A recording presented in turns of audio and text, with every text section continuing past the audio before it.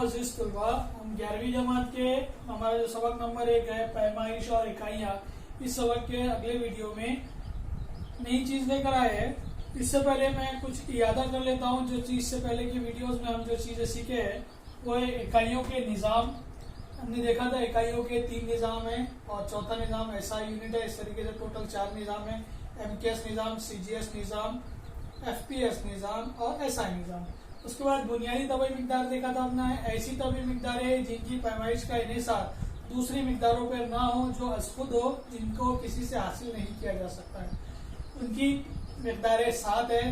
कमियात है ना, वक्त, मादे की इजाफत, बरकी रहो, ये सारी चीजें जो है बुनियादी तबई मिकदार है। उसके बाद माखूज तबई मिकदार हमने देखा था। माखूज तबई मिकदार यानी ऐसी तबई मिकदार जो बुनियादी तबाई मिकदारों से मिलकर बनी है, उनसे अखज़ की गई है, उनसे अखज़ शुदा है।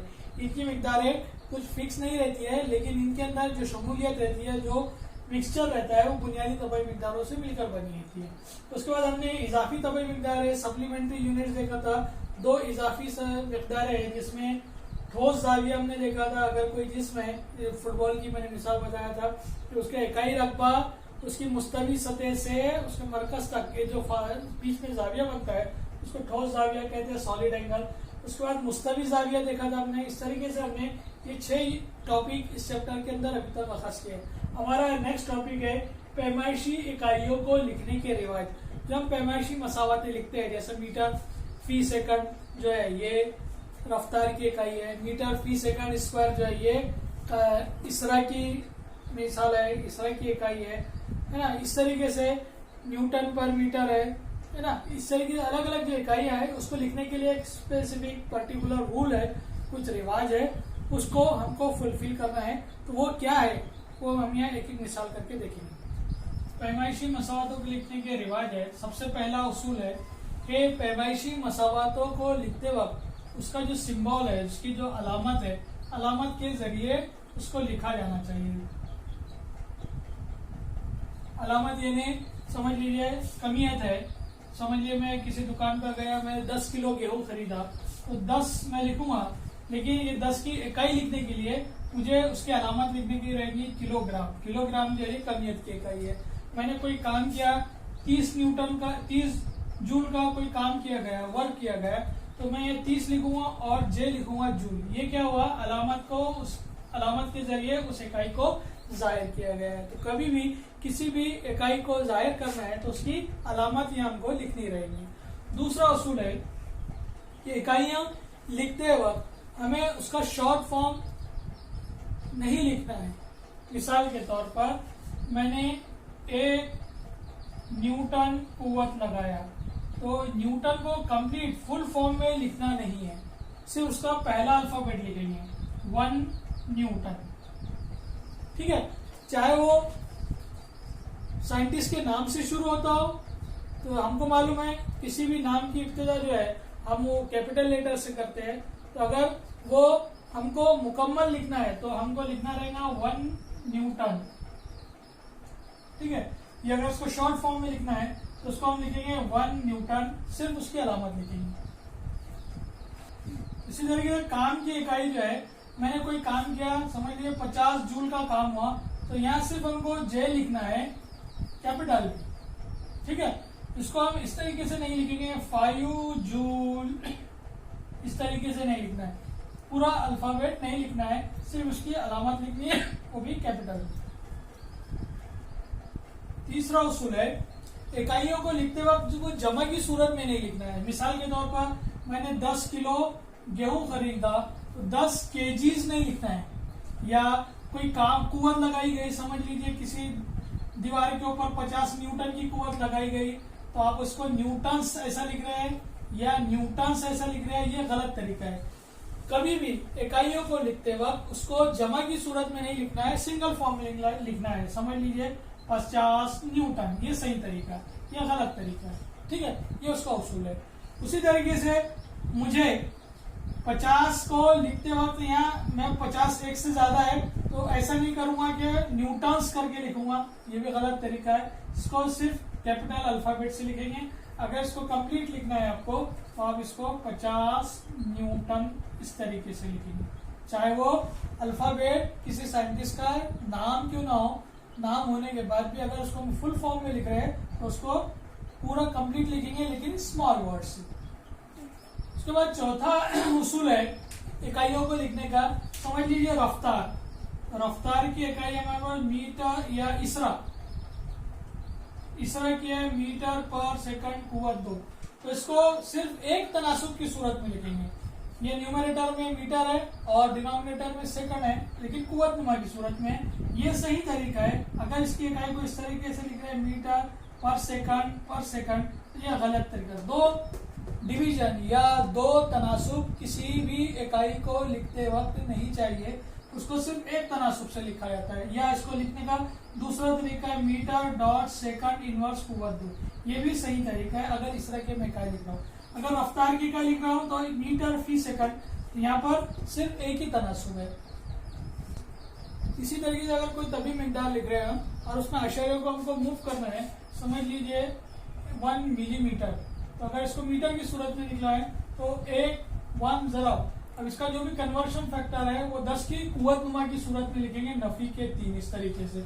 या 1 माइक्रो सेकंड है तो इसको अगर सेकंड में तब्दील करना है तो 1 × 10⁻⁻6 सेकंड इस तरीके से लिखेंगे।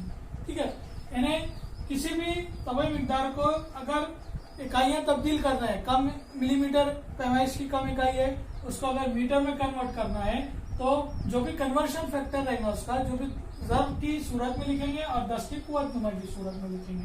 ठीक है, उसी तरीके से 1 नैनो सेकंड अगर है, 1 नैनो सेकंड, तो नैनो सेकंड को 1 × 10⁻⁹ सेकंड इस तरीके से लिखेंगे। उसके बाद छठी इसकी उसूल है इकाइयों को लिखने के कि अगर तुम मीटर फी सेकंड, अगर ये रफ्तार की इकाई है तो इसकी इकाइयां देते वक्त बीच में कोई स्पेस नहीं देना है आपको।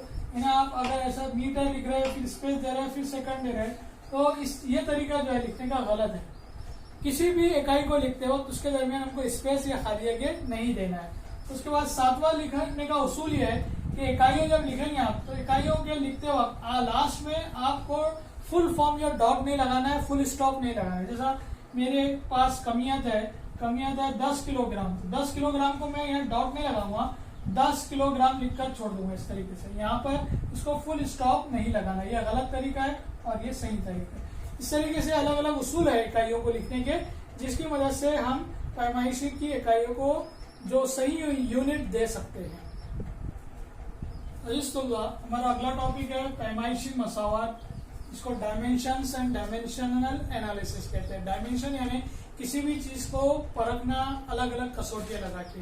तो हमारे पास किसी भी तबई मिकदार को समझने के लिए 7 बुनियादी तबई मिकदार है, उनकी कसौटियों पर किसी भी तबई मिकदार को हम परख सकते हैं, जिसको डायमेंशनल एनालिसिस या पैमाइशी मसावात कहते हैं। मिसाल के तौर पर एक शख्स है, अब ये जानवर है या इंसान है, इसको परखने के लिए आपको चंद इकाइयां बताई गई। समझ लो जानवर है तो उसको दुम रहेगी, सींग रहेंगे, है ना, और पैर 2 से ज्यादा रहेंगे। ये जानवर को परखने की एक कसौटी है।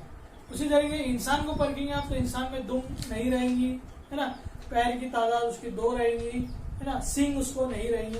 तो किसी भी चीज को परखने के लिए उसके डायमेंशंस को आगे पीछे से नापा जाता है। उसी तरीके से किसी भी तबई मिकदार को हमारी जो 7 बुनियादी तबई मिकदारें हैं, उन 7 बुनियादी तबई मिकदारों की सूरत में उसको हम क्या कर सकते हैं, एनालाइज कर सकते हैं, उसका तज्जिया कर सकते हैं। जिसमें से कमियत के लिए किलोग्राम, लंबाई के लिए लेंथ, टेम्परेचर के लिए डिग्री केल्विन, है ना, मादे की मिकदार के लिए है मोल, उसी तरीके से शिद्दत के लिए कैंडेला, बरकीरो के लिए आय। ये हमारी 7 बुनियादी तबई मिकदारों में से चंद मिकदार हैं। उसी तरीके से हम जनरली हमारी कन्वीनियंस या हमारी आसानी के लिए हम MLT से उसको जाहिर करते हैं कि किसी भी तबई मिकदार को हम 3 बुनियादी तबई मिकदारों से अखज़ करेंगे, उसका जायजा लेंगे, उसकी तस्दीक करेंगे। जहाँ M4 है ये मास के लिए आता है, मास यानी कमियत के लिए। L जो आता है ये लंबाई के लिए आता है यानी लेंथ के लिए, और T इसके टाइम के लिए आता है यानी वक्त के लिए। ठीक है, इन 3 पैरामीटर्स के ऊपर से किसी भी तबई मिकदार की इकाई को हम नोट करेंगे। अगर समझ लीजिए लंबाई के उसके अंदर मुरब्बा है, मुरब्बे की सूरत में लंबाई मौजूद है, तो लेंथ की कुव्वतनुमा एल को हम 2 कुव्वतनुमा देंगे। अगर कमियत का जुज उसके अंदर 2 है तो हम उसको 2 नंबर देंगे, उसकी कुव्वतनुमा कितनी हो जाएगी 2। मिसाल देकर मैं समझाता हूँ। सिर्फ आप इसको लिखने का तरीका है, MLT लिखेंगे, बीच में कोई कॉमा या नुक्ता नहीं देंगे, कोई अलामत नहीं देंगे MLT के बीच में, और इसको स्क्वायर ब्रैकेट में लिखेंगे। मिसाल के तौर पे मेरे पास रफ्तार, अब रफ्तार का ज़ाब्ता है तय करदा फासला बटे वक्त, ठीक है। रफ्तार, फासले को क्या में नापेंगे आप, मीटर में, फासले को नापने की इकाई क्या है, मीटर, पर वक्त को नापने की इकाई सेकंड। तो ये मीटर और सेकंड ये बुनियादी तौर पे मिकदार है, ये इसकी इकाई बन गई है। अब यहाँ पर हम रुक जाएंगे, अब इसके डायमेंशंस हासिल करेंगे, MLT इस सूरत में। अभी देखिए M किसके लिए है, कमियत के, कमियत यानी क्या, कमियत की बुनियादी इकाई क्या है, किलोग्राम। इसके अंदर कहीं किलोग्राम केजी नजर आ रहा है क्या आपको, नहीं, तो इसको हम नंबर देंगे 0, वो मिकदार इसके अंदर मौजूद नहीं है। उसके बाद मीटर ये किसकी इकाई है, लंबाई की इकाई L। तो L कितने बार है, यहाँ मीटर कितने बार है, 1 बार है। शुमार कुनिंदा में या नसब नुमा में, न्यूमरेटर में कि डिनोमिनेटर में, तो ये न्यूमरेटर में, तो कितने बार है, 1 बार, तो इसको कुव्वतनुमा देंगे हम 1। उसके बाद वक्त देखिए, वक्त यानी सेकंड, ये कहाँ पे, डिनोमिनेटर में, इसकी कुव्वत कितनी है, इसकी इकाई कितनी है, 1 है, तो इसको हम 1 नंबर देंगे। लेकिन ये नीचे होने की वजह से, डिनोमिनेटर में होने की वजह से इसको नफी का 1 नंबर देंगे। तो इस तरीके से रफ्तार की M0 L1 T-1 ये पैमाइशी मसावत बन गई। उसी तरीके से इसरा है, अगर इसरा का ज़ाब्ता होता है रफ्तार में तब्दीली, उस तब्दीली को लगने वाला वक्त, ये इसकी इकाई। अब रफ्तार ये होता है मीटर पर सेकंड, इधर हमने देखे इसकी इकाई, और वक्त का में नापेंगे सेकंड में, ये सेकंड नीचे चला आएगा, मीटर अपॉन सेकंड ज़रब सेकंड, यानी मीटर पर सेकंड कुव्वत 2, मीटर ज़रब मीटर की दूसरी कुव्वत। यहाँ पर हम रुक जाएंगे। अब उसके बाद लिखते हैं हमको MLT, हम लिखेंगे MLT लिखने के लिए metre, M for not metre, M for mass, M for कमियत, यहाँ थोड़ा सा कंफ्यूजन होता है। M फॉर मीटर देख लेते हैं, यहाँ मीटर नजर आ रहा है तो इसको 1 नंबर देते हैं, बात। तो यह गलत तरीका है। M जो है ये कमियत के लिए है, किलोग्राम के लिए। इस ज़ाब्ते में कहीं किलोग्राम नजर नहीं आ रहा है हमको, तो किलोग्राम यानी मास को हम 0 नंबर देंगे। उसके बाद L फॉर लेंथ, लंबाई के लिए, यहाँ लंबाई नजर आ रही है, इकाई में नजर आ रही है, मीटर में, तो L की कुव्वतनुमा हो जाएगी 1। उसके बाद टाइम, सेकंड नजर आ रहा है, यहाँ 2 नजर आ रहा है, तो 2 कुव्वतनुमा दे देंगे। लेकिन ये डिनोमिनेटर में है, नीचे है, तो इसको नफी के 2 लिखेंगे, ऊपर वाली जो कीमत है उनको जमा में लिखते हैं। M0 L1 T-2 ये इबाद हो गए किसके, इसरा के। उसी तरीके से हम कुव्वत के इबाद देखते हैं। हाँ, कुव्वत बराबर होता है कमियत ज़रब इसरा। कुव्वत को F से ज़ाहिर करते हैं, कमियत को मीटर से और इसरा को A से, ठीक है। अभी कुव्वत के हम डायमेंशनल एनालिसिस या उसकी पैमाइशी मसावत लिखेंगे। कमियत को किलोग्राम से लिखते हैं, इसको ऐसे रखेंगे। इसरा का ज़ाब्ता है रफ्तार में तब्दीली, और उसके लिए लगने वाला वक्त, किलोग्राम। रफ्तार की इकाई क्या है, मीटर पर सेकंड, ये हमने देख चुके हैं, और वक्त की सेकंड है। इस तरीके से किलोग्राम इंटू मीटर, इस सेकंड नीचे आ जाएगा, सेकंड ज़रब सेकंड यानी सेकंड स्क्वायर, किलोग्राम मीटर पर सेकंड स्क्वायर, ठीक है। अब इसके MLT करते हैं हम। MLT लिखने के लिए इसको स्क्वायर ब्रैकेट में लिखेंगे, किलोग्राम यानी M फॉर मास, कमियत या किलोग्राम की सूरत में 1 बार है, इसलिए M1 लिखेंगे। M यानी मीटर यानी लंबाई, लेंथ 1 बार है, ऊपर है, इसलिए पॉजिटिव 1 की सूरत में इसकी कुव्वतनुमा लिखेंगे। सेकंड यानी वक्त 2 बार है, लेकिन नीचे है, इसलिए -2 लिखेंगे। इस तरीके से फोर्स, कुव्वत की इकाइयां क्या मिली हमको, पैमाइशी मसावत M1 L1 T-2। इस तरीके से पैमाइशी मसावत हासिल की जाती है। अब पैमाइशी मसावतों के हम इतलाकात देखेंगे कि इन पैमाइशी मसावतों को कहाँ इस्तेमाल किया जाता है, इसके यूजेस क्या है फिजिक्स के अंदर। इस तरीके से ये वीडियो में हम यहाँ पे रुकते हैं। नेक्स्ट टॉपिक पे हम देखेंगे कि इन पैमाइशी मसावत के क्या इस्तेमाल आते हैं। तो ये वीडियो यहाँ पे ख़त्म होता है। अगले वीडियो में हम पैमाइशी मसावत के इस्तेमाल डायमेंशन एनालिसिस का इस्तेमाल आती है। शुक्रिया।